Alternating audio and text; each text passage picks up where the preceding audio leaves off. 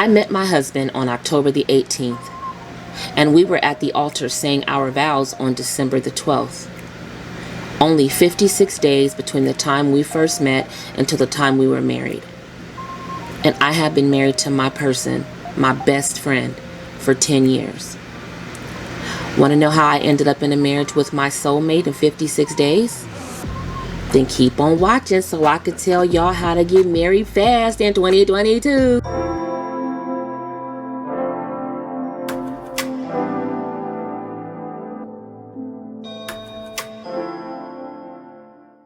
Welcome to my channel.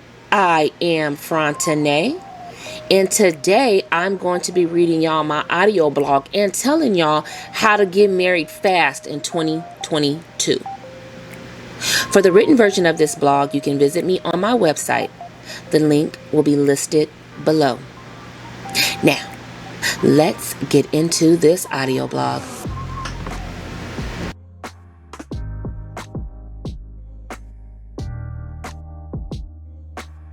Now, I want to preface this by saying that I have not been on the dating market for many years, so I admittedly am not fully informed on all things dating, especially dating in 2022. And to add to all the dating issues that was already plaguing the Black community since pretty much the beginning of time at this point, like our mama and them was fussing about the same stuff years ago that we fussing about now. But it seems to be even more pronounced today, and not to mention, Black singles seem to be more divided than ever. Thanks to good old internet, I have become very familiar with this divisive ideation that Black love is not a thing. Now let me also say, I have seen some extremely disturbing videos where Black men are placing Black women in harm's way, and where Black men are directly harming Black women. The Black femicide rates are astronomical, and these numbers are going up at a very alarming rate. So I get it. There are so many videos of clowns degrading and disparaging Black women, but them asshats can't speak for all Black men. We see these clowns clout chasing, doing anything for the views. We get it. We know these clowns be doing the most. I'm not talking about them. But how many Black men that do love Black women exist that are just not on the internet? I'm gonna go ahead and get off this topic though, because this is not what this video is about, and I refuse to sow additional seeds of division in my already fragile community. So that's that on that. I just feel like I had to join this conversation, if for nothing more than to gain clarity, because the internet is all over the place at this point. Anyway, now back to the regularly scheduled program, because I can't. I don't know if dating looks this way because of maybe how COVID changed dating, or was this just what dating would eventually become regardless? I don't know, but I don't like it. Because 2022 ain't been doing right by us. I have seen so many viral videos of bad Tinder dating 2022 experiences, and one bad TikTok dating video after another. If you were to ask single Black women, do you think you'll ever get married? The answer will more than likely upset and trigger you. A lot of Black women feel like they will probably never get married, especially to a Black man. And I know for a fact that social media is making things worse. We got these red pill men with mics out here being so emotionally destructive with Black women, which has them asking, like, do Black men hate dating Black women? And if so, how can we have a respectful conversation about why do Black men hate dating Black women? And I don't mean these internet clowns. I mean Black men. Have Black women given up on Black men for good? And is there any way to get back to Black love? Like, this is a serious question. I'm really asking this. I know there's the whole preference conversation, colorism and featureism and texturism and all these things. I'm not really going to touch on that because that conversation has already been had many times by many people. So I'm going to leave that alone. But what I'm more interested in is finding out, when did it get this bad? I just wish the internet was a safe place where we could have these honest conversations without all the ugly negative energy being thrown at it. I honestly have some questions for single Black women in the dating market. Like, how how do black women feel about dating? Like, to the core of them. Are black women using any how to date as black women books or courses or something? I hear all this talk about black men marrying this and black women marrying that. But can we get some numbers on if and how COVID changed dating? Do people still want to get married post-pandemic? Heck, do people still want to get married at all?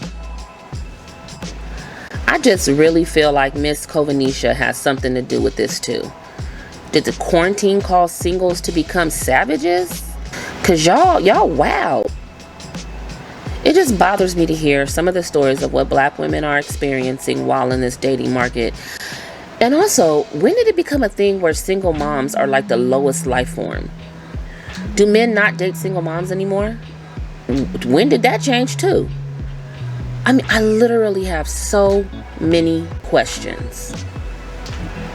Now again, I'm rusty when it comes to dating, but so much has changed so drastically, and I just want to know, when did this big shift happen? I'm not saying that there hasn't always been challenges for single moms when it comes to dating. I have my own single mom dating experiences, so I know issues exist, but I cannot ever think of a time in my 12 years of being single where me having children meant I don't even deserve, like, love, basically. I mean, even dating after divorce in 2022 looks completely different than what dating after divorce was like in 2002 and beyond. Even online dating is crazy. I personally loved online dating. Well, I did for a little while, I ain't gonna lie. But what does online dating look like in 2022? Because from what I can see, it's just a lot of swiping every which way. Is online dating strictly for hookups now? Are there even any dating sites where people are actually seeking love? I told y'all, I just got so many questions. I'm really being serious when I say, how could this much change this fast? And I know this is going to be an unpopular opinion, but and man, I'm a little nervous to say this. Okay, Tanae, just say it. Just say it. Black men do love black women. Sorry, I said that. There, I said it. Sorry. I 100% stand by anyone loving who they love. I have dated interracially many times during my 12 years on the dating market. And I would have been open to a long-term relationship or marriage with a white man had things played out that way. I think you just love who you love. Do you, boo? But when did it become wrong to say, I support black love? Goes another unpopular opinion. And I'm just going to say it, because at this point, does anyone think that maybe, just maybe, we are in the wild, wild west when it comes to black singles because of black singles? You got the red pill men that hate women. And then you got black women who, if you support black love, you're black male identified and you're a pick-me. It's like, what the hell are y'all even talking about? And what does it really mean to be black male identified anyway? I mean, I really have so many questions. Because y'all just be out here making up words and making up terms just for no damn reason. And every single new word or new term that y'all come up with does nothing more than divide our community even further. The world has already decided that black people are enemy number one. So why do we keep deciding that too? I'm here to tell you, do black men want to marry black women? I know quite a few men who do and have. And do black men marry black women? Well, my black husband did, and he is still in love with me a decade later, so... Well, anyway, let me get to my telling y'all how to get married fast in 2022. That's what y'all want to know anyway. Chapter 1. I was a literal child bride. So the marriage I'm in now is my second marriage. I got married 4 days after my 18th birthday and was divorced somewhere around the age of 23. There were a number of reasons that marriage didn't work out, but the biggest reason is just we were way too young. As I began coming into my womanhood, I changed, and rightfully so. And so we grew apart. The Fronten'a that was 16 when she met her husband was much different than the Fronten'a who had become an adult. We started to want different things for our future, and eventually the marriage broke. We had 2 sons born from that marriage, and at the age of 23, I found myself being a single mom with 2 very young sons. And my little teenage marriage was over. Chapter 2. My college-less college years. I'm the type of woman that loves love. I love being in love. I love the idea of marriage and being in a family with my partner. I just love love. And so I knew that once I was on the dating market again, that I didn't want to be there for very long. And well, that stretched out to 12 years. I enjoyed what I called my college years, even though I wasn't in college. But I did enjoy some of the college life experiences, if you will. I had what y'all call today a hot girl summer. I had a wild hot girl summer that lasted way beyond the summer. Life was exciting. This was my first time living on my own as an adult, and man, did I love those first couple of years. I made a ton of new friends. I was able to do the things I wanted to do when I was married that my then husband was not interested in. During this time in my life, I really loved being social and spending time with my friends, but my husband, he just did not, which again was a huge factor in that growing apart that caused the breakdown of our marriage. We had a visitation schedule, which for the first time in my adult life gave me time for me. I had a ton of time to really discover who I was and who I was becoming. And I got to enjoy having freedom to be able to grow into the woman I was becoming uninterrupted. I think out of every chapter in my life, this time by far was the most exciting. Everything was different in the dating scene from when I left it. Because now remember, I met my husband at 16, so dating as a teenager was not the same as dating as an adult. Weekends was a time for me to get with my girls and go to the club, and there was always a plethora of men constantly trying to get my attention. I was new on the scene, which made me one of the it girls, and I ate that up, child. Me and my girls would go out every chance we could, which for me was every other weekend that my children were with their father. I even discovered alcohol. And girl, did I ever. But, again, the college years. Don't judge. You don't know me like that. Then online dating came out. And at first, I felt like, I'm not finna do that. Online dating is for desperate women. I had the kind of mindset that if you wanted to meet someone, you put yourself out there. And since my ex-husband had visitation with our boys every other weekend and 2 days during the week, I had a ton of free time to do just that. I was constantly going to one happy hour after another with my coworkers, and sometimes, if the mood hit me, I would even go out by myself. That time was free and wild, and the memories I have from that era will forever be with me. But as time went on, going to the club became less exciting. So I gave in and finally decided I would give online dating a shot. Chapter 3. Online dating. Oh, what a playground. Now, up to this point, I didn't even have a computer in my home. So I went out, got me a little computer, and made me a little MySpace profile. And when I look back on it, I'm not even sure that was the purpose for having a MySpace page, but I had one all the same. This new avenue for meeting people opened me up to an even bigger dating pool. My inbox stayed on fire. I mean, I would be having conversations with 10, 12 people at any given time. And I was going on so many dates that being single and having fun dating was not so fun anymore. I would say from 2006 until the moment that I met my husband, I had an active dating profile of some sort. And that final year of being on the market was when I decided that I was over dating the way that I was doing it. I felt like if I wasn't going to change the way I was dating, then I didn't want to date anymore at all. I decided I was going to stop dating for sport and start dating with purpose. I was not interested in the smash and pass. I desired a committed relationship. And if I wasn't going to have that, then I didn't want anything at all. And it's just that simple. So then I changed the entire way I approached dating. And that's when everything changed for me. Now, the thing is, I don't know if what I did back in 2012 would work for today's dating. Because, child, these dating streets is looking different. Chapter 4. The truth is, I was desperate.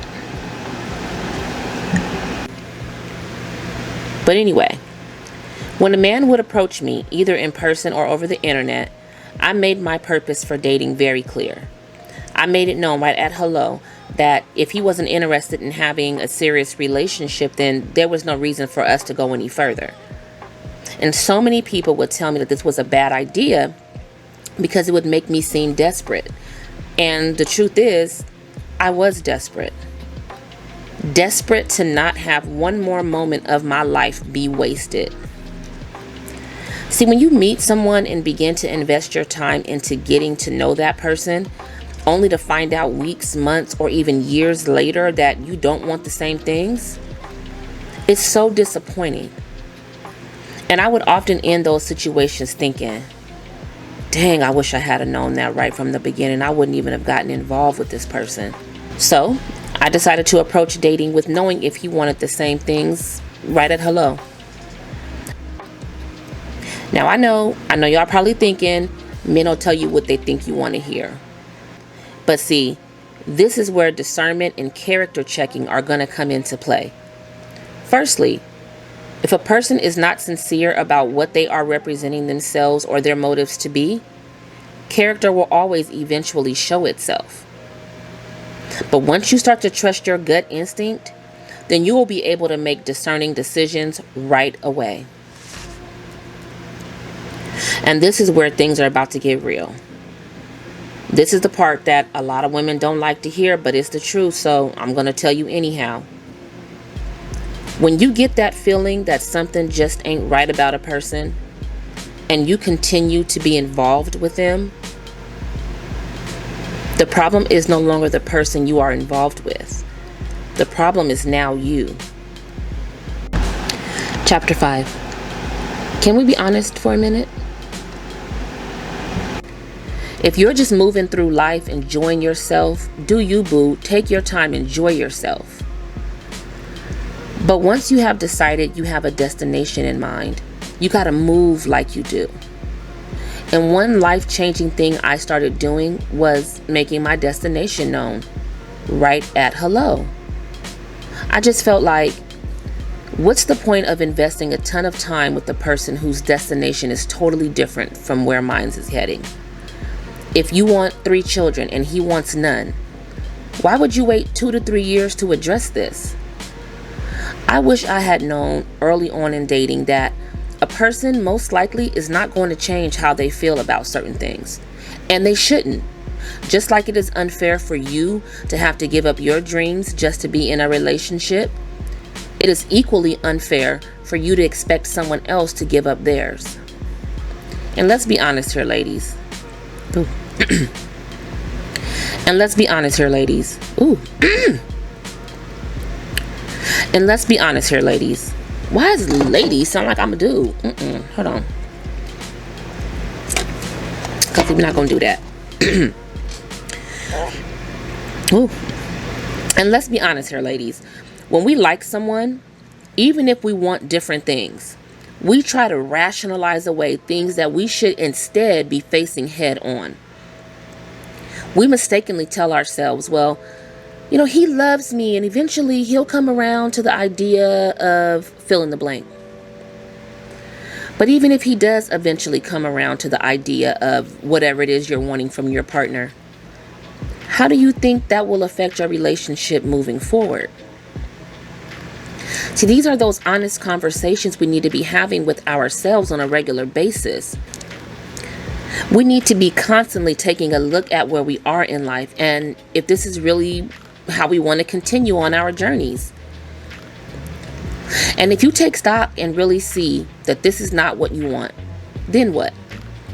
What do we do? Chapter 6. Why are you allowing someone to occupy the space that God has set aside for your husband? Well, as hard as it may be, had I done this early on in my 12 years of dating saga drama, I really could have avoided so much hurt and time wasted. I did eventually apply this way of thinking to my dating life, and 7.5 weeks later, I married the man that I am married to now. We met on October the 18th, and we were at the altar on December the 12th saying our vows. And today we are in our 10th year of marriage.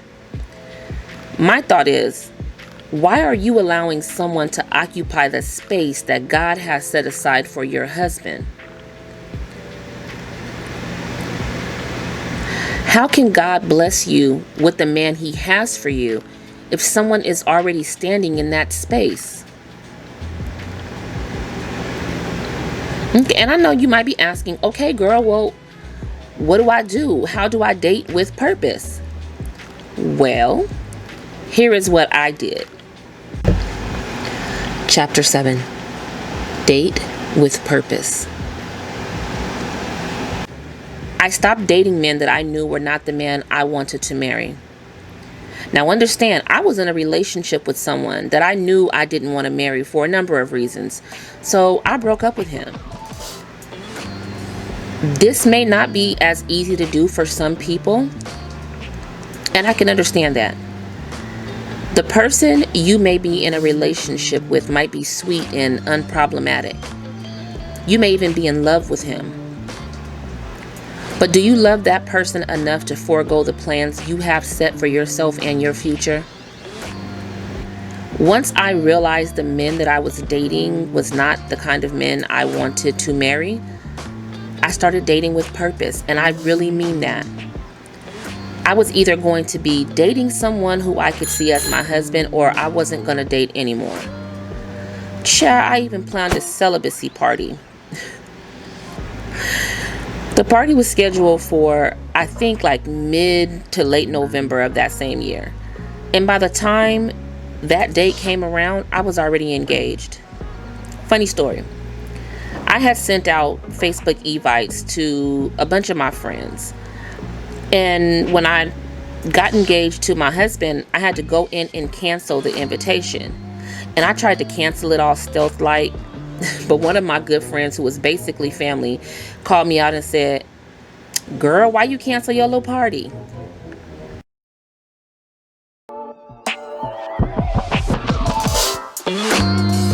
But first, a quick message from our sponsors. Have you ever been minding your own business, living your best life, and out of nowhere, catch a whiff of something? Something nasty? Yeah, that's you. But not to worry. All you have to do is give one quick swipe wherever you find funk, and poof, problem solved. Psych, y'all, I'm just playing. I ain't got no sponsors.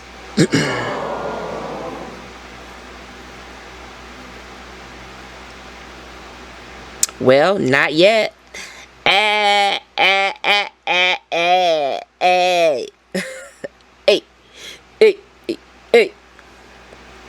Now I'm clowning, but for real though, before we go into this next chapter, can y'all do me a favor and subscribe? Subscribe, please. Please subscribe. Go ahead. Subscribe. Subscribe. Subscribe. Please subscribe. Please subscribe. Please. Why aren't you subscribing? Huh? Please subscribe. Oh, and I know I just asked you for a favor, but can you also give me one more little thing? I won't bother you again. Just a quick thumbs up. Okay? Thanks. Now, let's get back into this audio blog.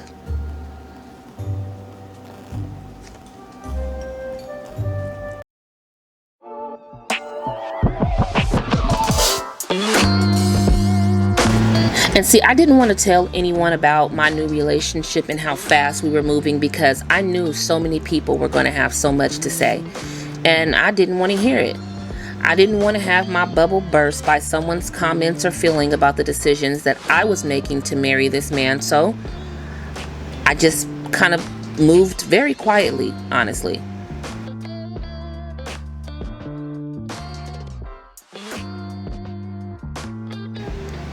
But back to the point I was trying to make.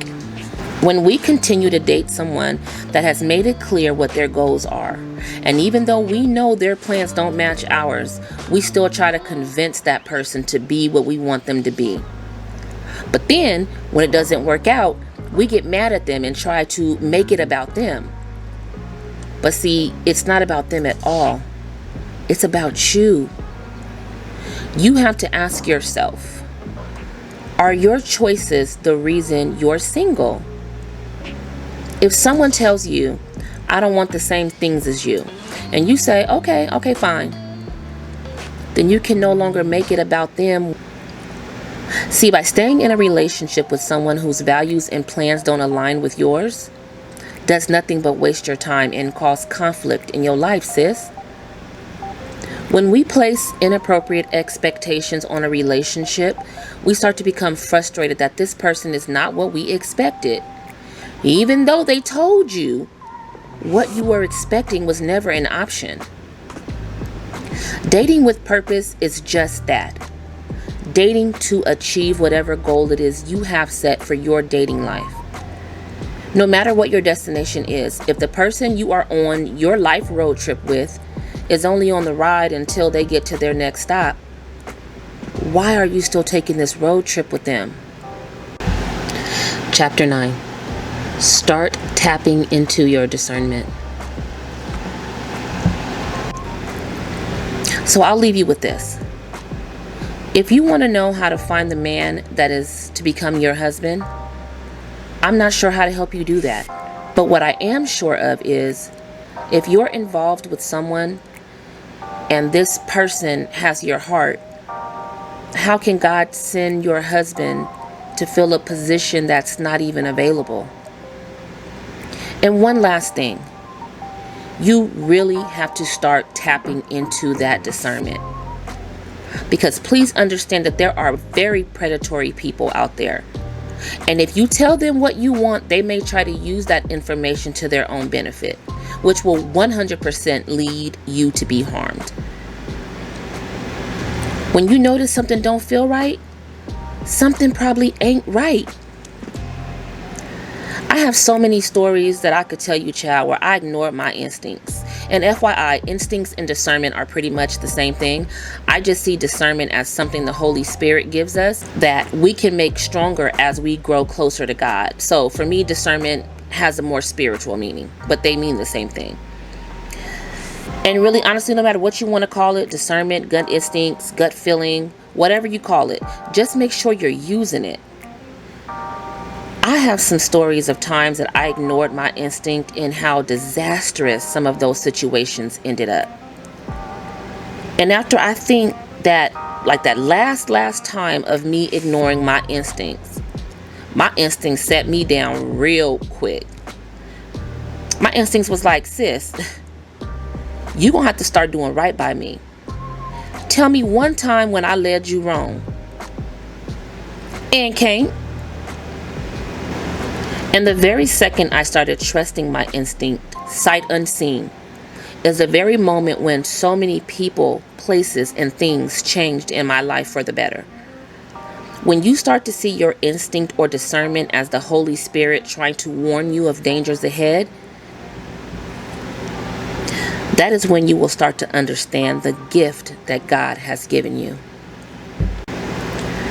God has equipped women with something that, when you listen to it and make moves accordingly, you can avoid so much mess. The way me and my discernment is set up, if the Holy Spirit is letting me know that something ain't right, I move, sight unseen, right up out of there. When I was single, I would get that gut feeling and tell myself, okay, all right, I'm gonna wait it out and see if something is up. Because if something is up, it'll reveal itself. You know, what's done in the dark will come to the light, blah, blah, blah. And it always did. But why invest 6 months into a relationship that you knew from the very beginning was not right? I used to feel like, yeah, something is off here, but I want to wait for the proof so he can't lie his way out of it. So you spend the next 2 years falling more and more in love with this person, giving more and more of yourself to this person who doesn't deserve you, only to find out you were right all along. Why? How many times does it take for you to experience that hurt before you decide to try something different? If there's one thing I could go back in life and change, it would be all the times I ignored my gut instincts. Had I just trusted every time I got that feeling that something wasn't right, I could have avoided more than just heartbreak. There are places I wouldn't have lived, events I wouldn't have attended, friends I would have avoided, quote unquote friends, and so on. There are even purchases I wouldn't have made had I only listened to my gut, and could have saved me a lot of money.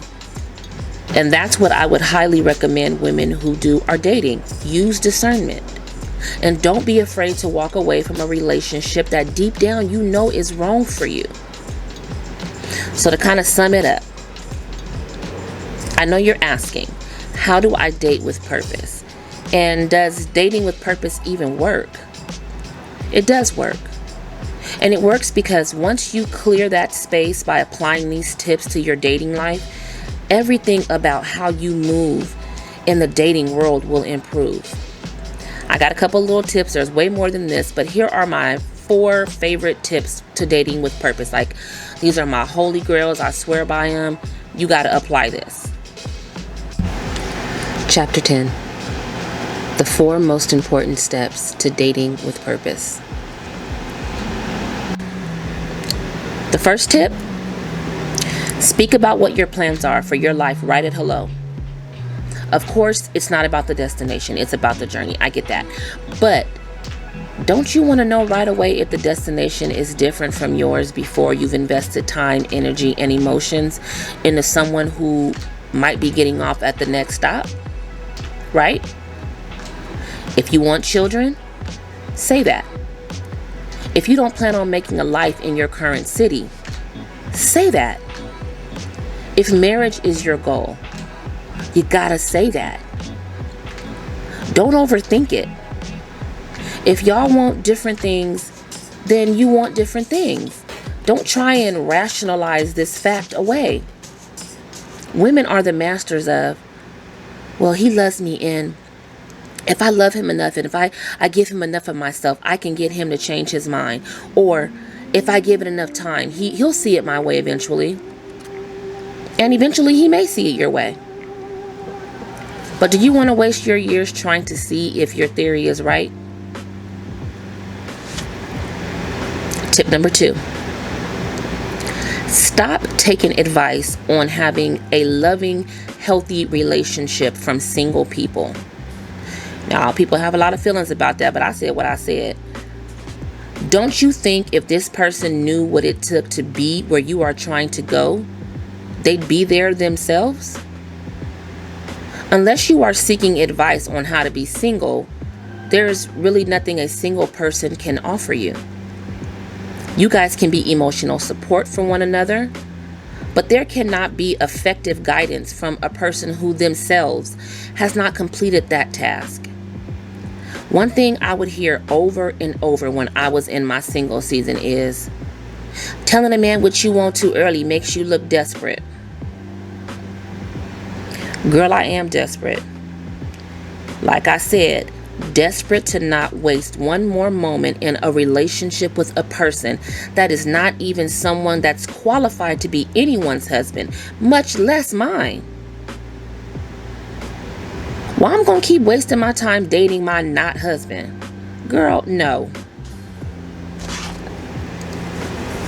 Step 3. Be prepared to walk away the second you see that you do not want this man to be your husband.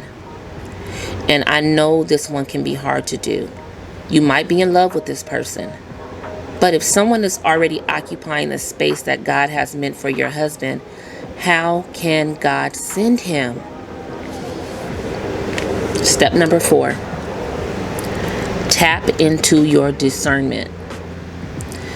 If you get that feeling that something isn't right, trust that. So often we see red flags that we try to ignore by telling ourselves we will wait for that proof. Here's the thing. You already have the proof. It's just up to you to decide what you're going to do with that proof. The Holy Spirit sees something that you cannot. Trust that. And be confident in your decision to walk away. If you're not confident when you're deciding to walk away and end that toxic dead-end relationship, you will more than likely end up right back in that same relationship and in the same place you're in now, except now you've given him valuable years of your life that you cannot get back, and sometimes even your fertility.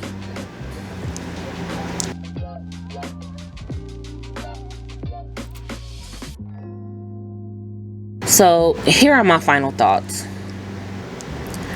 Dating with purpose does not promise that you will get married in 56 days. Dating with purpose does not promise you that you will get married at all. What dating with purpose does do is it promises you that if marriage is your goal, being more intentional when dating will remove those obstacles and distractions from your path. Dating with purpose is a promise to yourself that you will no longer allow anyone to waste space that was never designated for them in the first place. Dating with purpose will not only improve your dating experiences, but it will do amazing things for your mental health as well. I'm not claiming to be a dating coach. I'm not a relationship guru or any of that. I'm a woman who understood that some of my dating choices were the reason I was having so many problems in my dating life. Once I was honest with myself, I shifted my entire dating style, and I'm so glad I did because I ended up meeting my person. I'm sharing this story because what I am is a mental health advocate, and my mission is to see Black women take better care of their mental health in every aspect of their lives, and this includes your dating life. Dating one bad guy after another is only adding to your emotional traumas. Black women deal with so many unresolved problems going all the way back to our childhood. Honestly, going all the way back to our ancestors. And we deal with them because we were taught not to talk about them. Just be strong and move on. Keep it moving. But see, there's not another race of women who carry more burdens on their shoulders than Black women. And for some reason, we, meaning Black women, think that dragging around all of our traumas is like some sort of badge of honor. That if we just keep on keeping on and do our day-to-day holding on to all that baggage, that it will make us look strong. But hear me out. It's okay to unpack those traumas, sis. I mean, literally, it's okay. Check in on your mental health, and if you need help, seek that help. It's okay to say you're not okay and need to talk to someone. You are still strong, sis. And once you check in on your mental health, I promise you'll be even stronger. I always have mental health resources in my description box in every single one of my videos. And I also have mental health resources for other countries outside of the US on my website. There is a link in the description box below. It'll take you straight to those resources. Y'all keep doing all this talking about this so-called soft life and Black girl luxury. Let me tell you something. There's no greater luxury than having peace. Once you see how your traumas have been affecting you, and I mean all of your traumas, dating traumas, childhood traumas, the trauma of having an absent father or a toxic mother, or how about the trauma of having a family member or family friend be inappropriate with you? So many Black women have the same story. But yet so many black women just continue to drag all of that around. Sis, unpack it. Because once you do, that's when the real soft life begins. And I'm talking about that emotional soft life. Oh, and don't forget to put your boundaries in place, girl. Keep them boundaries locked and loaded. Period. Be mindful of how you allow others to handle you. And forgive yourself for how you've handled you. Please consider becoming a part of my village. I think you'll like it here. Until next time. Since you're already here, you might as well watch another video. I'll just put it right here for you. It's right here. It's just one little click. Go ahead. So we can be together longer, okay? Alrighty, I'll see you in the next one. Bye.